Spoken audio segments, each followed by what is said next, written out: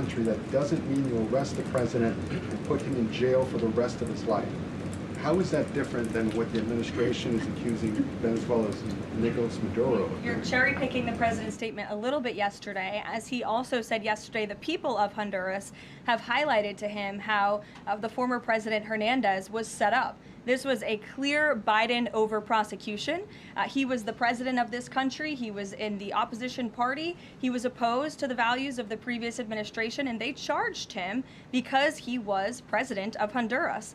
There were some other egregious facts that came out during this trial, and I would encourage you to report on them. His court-appointed lawyer was only given 3 weeks to prepare for trial. He shared that his conviction was lawfare by the leftist party, who, quote, struck a deal with the Biden-Harris administration. Hernandez has highlighted there was virtually no independent evidence presented, and many of his conviction was based on testimony from many admitted criminals who hoped that cooperating would reduce their own penalties. So the president heard the concerns from many people, as he does, and he's, of course, within his constitutional authority to sign clemency for whomever he deems worthy of that. Jackie. Thank you, Caroline.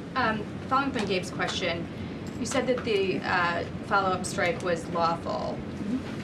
What law is it that allows no survivors? The strike conducted on September 2nd was conducted in self-defense to protect Americans in vital United States interests. The strike was conducted in international waters and in accordance with the law of armed conflict. And then on this pardon for the Honduran president, does it at all undercut the administration's messaging while you have these congressional Republicans defending the strikes on the narco-terrorists and then a pardon for a convicted drug trafficker? Does that make it more difficult for your members to defend your administration's policy?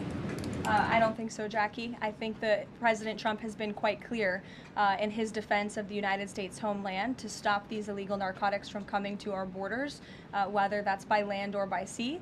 And he's also made it quite clear that he wants to correct the wrongs of the weaponized Justice Department under the previous administration. And Ouija, I'll call on you because I think we're wearing matching blazers today. I was going to Great minds. yours.